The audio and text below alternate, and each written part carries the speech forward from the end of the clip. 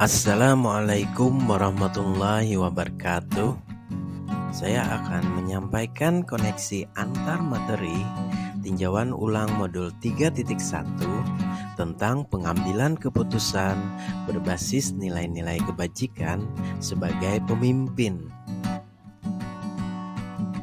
Perkenalkan, saya Dedi Andreas Setiawan MPD, calon guru penggerak angkatan 10 dari SMA Negeri 1 Paminggir, Kabupaten Hulu Sungai Utara, Provinsi Kalimantan Selatan.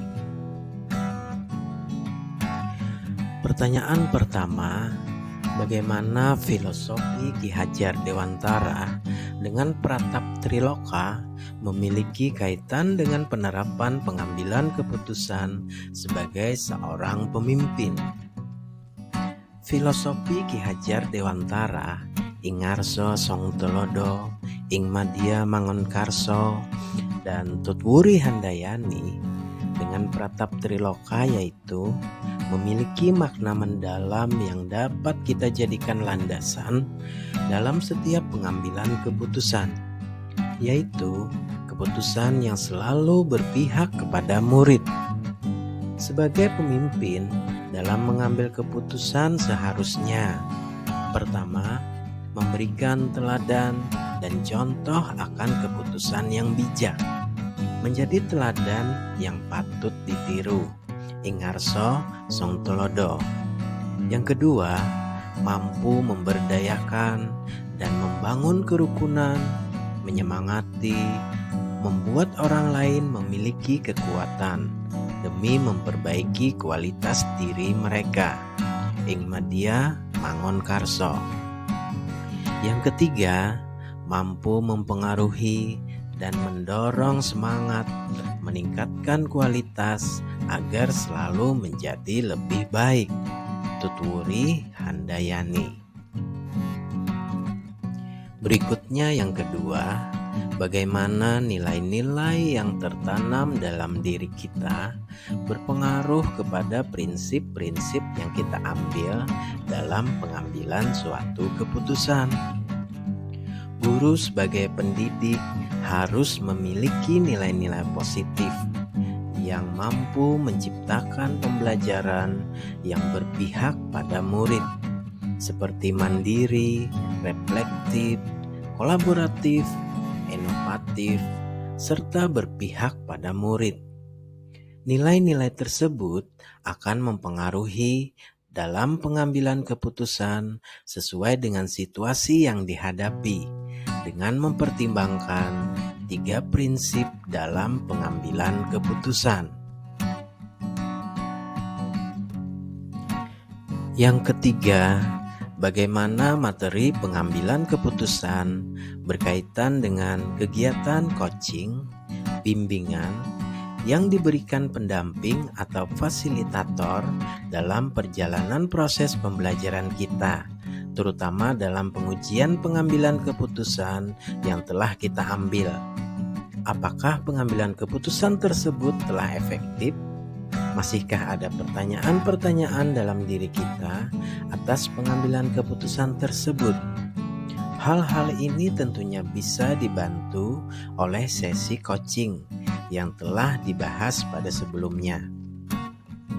Dalam materi pengambilan keputusan yang dipelajari memiliki hubungan erat dengan kegiatan coaching atau bimbingan pada modul sebelumnya.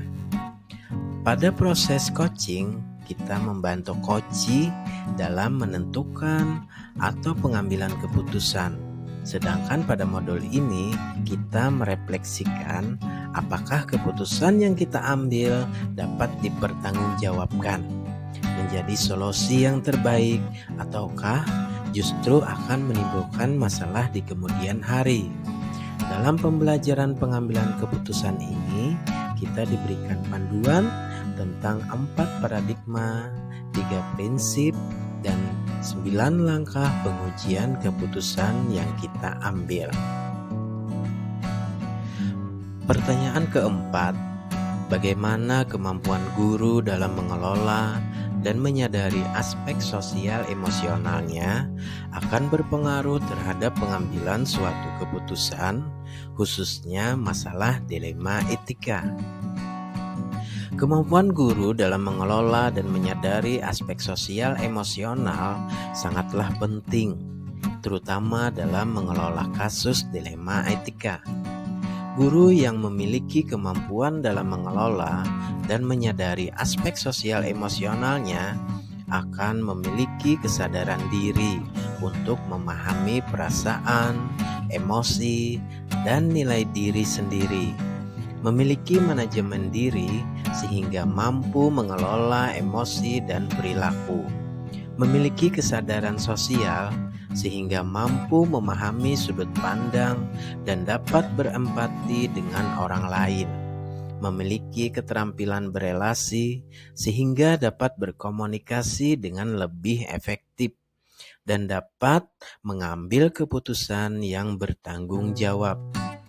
Masalah yang terkait dilema etika akan diselesaikan dengan kepala dingin dan hati yang tenang, sehingga pengambilan keputusan dapat berjalan sesuai dengan langkah yang sistematis. Pertanyaan kelima, bagaimana pembahasan studi kasus yang fokus pada masalah moral atau etika kembali kepada nilai-nilai yang dianut seorang pendidik?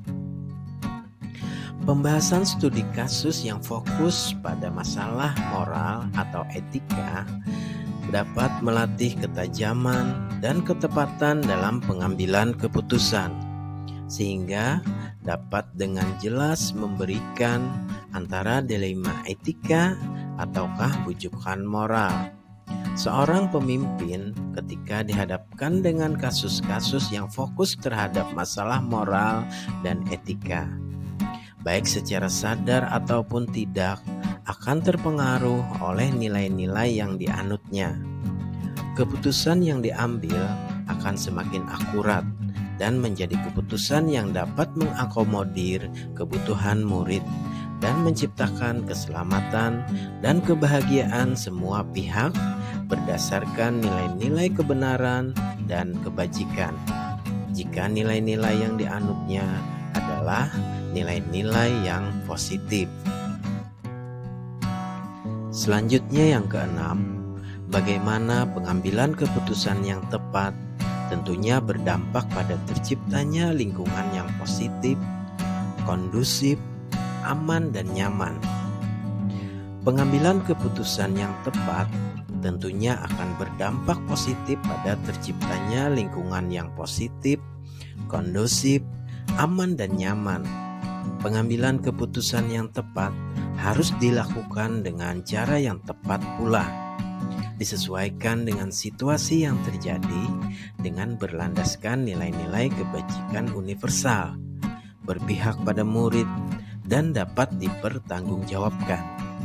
Saat keputusan yang diambil sudah tepat, maka akan tercipta lingkungan yang positif, kondusif, aman, dan nyaman. Tidak ada pihak yang merasa dirugikan. Semua akan mendapatkan solusi atas permasalahan yang dihadapi. Berikutnya yang ketujuh, apakah tantangan-tantangan di lingkungan Anda untuk dapat menjalankan pengambilan keputusan terhadap kasus-kasus dilema etika ini? Adakah kaitannya dengan perubahan paradigma di lingkungan Anda? Tantangan yang saya hadapi dalam pengambilan keputusan terhadap kasus-kasus yang sifatnya dilema etika adalah perasaan tidak enak yang timbul karena tidak dapat memuaskan semua pihak, dan bisa juga muncul konsekuensi dari keputusan tersebut. Tetapi apabila kita berpedoman kepada 4 paradigma, 3 prinsip, serta mengikuti 9 langkah pengambilan keputusan, dapat meminimalkan perasaan tidak nyaman dan keputusan yang saya ambil dapat diterima oleh semua pihak dan dapat dipertanggungjawabkan. Kedelapan, apakah pengaruh pengambilan keputusan yang kita ambil ini dengan pengajaran yang memerdekakan murid kita. Bagaimana kita memutuskan pembelajaran yang tepat untuk potensi murid kita yang berbeda-beda. Pengaruh pengambilan keputusan yang kita ambil dengan pengajaran memerdekakan murid-murid kita adalah terciptanya Merdeka Belajar. Keputusan untuk memerdekakan murid merupakan proses untuk memenuhi kebutuhan belajar murid.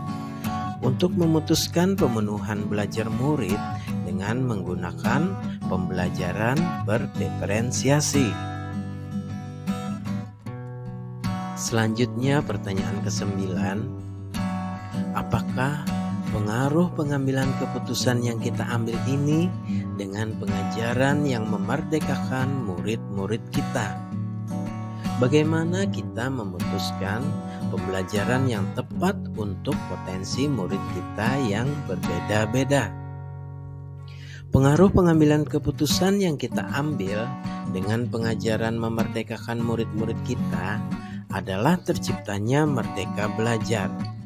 Keputusan untuk memerdekakan murid merupakan proses untuk memenuhi kebutuhan belajar murid. Untuk memutuskan pemenuhan belajar murid dengan menggunakan pembelajaran berdiferensiasi. Selanjutnya yang ke-10, bagaimana seorang pemimpin pembelajaran dalam mengambil keputusan dapat mempengaruhi kehidupan atau masa depan murid-muridnya. Keputusan yang diambil oleh seorang pemimpin pembelajaran pasti akan membawa dampak bagi murid-muridnya, baik dampak jangka panjang maupun dampak jangka pendek. Hal yang sudah kita putuskan dan kita lakukan akan terekam menjadi suatu catatan dan akan menjadi role model tentang apa dan bagaimana kelak murid-murid berpikir dan bertindak. Gambaran ini menjadikan dasar bahwa pengambilan keputusan oleh seorang pendidik haruslah tepat, benar, dan bijak melalui analisis dan pengujian yang mendalam atas benar atau salahnya. Dalam pengambilan keputusan, seorang pemimpin sebaiknya menggunakan 9 langkah pengambilan keputusan dan mengacu pada pembelajaran yang memenuhi potensi murid. Selanjutnya yang ke-11, apakah kesimpulan akhir yang dapat Anda tarik dari pembelajaran modul materi ini dan keterkaitannya dengan modul-modul sebelumnya? Kesimpulan yang dapat saya ambil jika mengaitkan dengan materi sebelumnya yaitu pengambilan keputusan sebaiknya mengacu kepada berpihak pada murid, nilai-nilai kebajikan, bertanggung jawab, berpedoman kepada filosofi Ki Hajar Dewantara dan patrap trilokanya Ingarso Songtolodo, Ing Madya Mangunkarso, dan Tutwuri Handayani. Yang ke-12, sejauh mana pemahaman Anda tentang konsep-konsep yang telah Anda pelajari di modul ini, yaitu dilema etika dan bujukan moral, 4 paradigma pengambilan keputusan, 3 prinsip pengambilan keputusan, dan 9 langkah pengambilan dan pengujian keputusan. Adakah hal-hal yang menurut Anda di luar dugaan? Saya cukup memahami materi pada modul ini, sehingga pada proses penerapannya sangat membantu dalam penyelesaian masalah yang ada. Hal-hal yang menurut saya di luar dugaan bahwa ternyata dalam pengambilan keputusan bukan hanya didasarkan pada pemikiran dan pertimbangan semata, namun sangat diperlukan adanya paradigma, prinsip, dan langkah-langkah pengujian pengambilan keputusan agar keputusan yang diambil tepat sasaran dan bermanfaat untuk orang banyak. Berikutnya yang ke-13, Sebelum mempelajari modul ini, pernahkah Anda menerapkan pengambilan keputusan sebagai seorang pemimpin dalam situasi moral dilema? Bila mana pernah, apa bedanya dengan apa yang Anda pelajari di modul ini? Sebelum mempelajari modul ini, dalam pengambilan keputusan, saya biasanya memanfaatkan prosedur umum yang berlaku di sekolah, yaitu berkomunikasi dengan pihak-pihak terkait seperti guru mata pelajaran, guru BK, wakil kepala sekolah, dan kepala sekolah untuk membahas permasalahan yang dihadapi. Setelah mempelajari modul ini, saya mencoba menerapkan analisa berdasarkan 4 paradigma, 3 prinsip, dan 9 langkah pengambilan keputusan. Perbedaannya adalah setelah menggunakan metode ini dalam pengambilan keputusan menjadi lebih hati-hati dan tidak terburu-buru. Selain itu, pihak yang terlibat menjadi merasa lebih dihargai dan bisa memberi kontribusi sesuai topoksinya masing-masing. Berikutnya yang ke-14, bagaimana dampak mempelajari konsep ini buat Anda? Perubahan apa yang terjadi pada cara Anda mengambil sebuah keputusan sebelum dan sesudah mengikuti pembelajaran modul ini? Perubahan terbesar yang telah saya rasakan adalah: yang pertama, saya lebih berhati-hati dalam bertindak dan mengambil keputusan. Yang kedua, saya mempunyai pola yang teratur dalam menganalisis sebuah masalah. Dan yang ketiga, meningkatkan empati pada diri sendiri untuk memahami permasalahan yang terjadi pada orang lain. Berikutnya yang ke-15, seberapa penting mempelajari topik modul ini bagi Anda sebagai seorang individu dan Anda sebagai seorang pemimpin? Sangat penting bagi saya sebagai seorang individu, membuat saya berkembang menuju ke arah yang lebih baik. Dan sebagai seorang pemimpin, saya harus mampu mengambil sebuah keputusan terbaik dan bertanggung jawab. Demikianlah tinjauan ulang koneksi antar materi modul 3.1 tentang pengambilan keputusan berbasis nilai-nilai kebajikan sebagai pemimpin. Terima kasih. Salam guru penggerak, tergerak, bergerak, dan menggerakkan. Billahi taufik wal hidayah. Wassalamualaikum warahmatullahi wabarakatuh.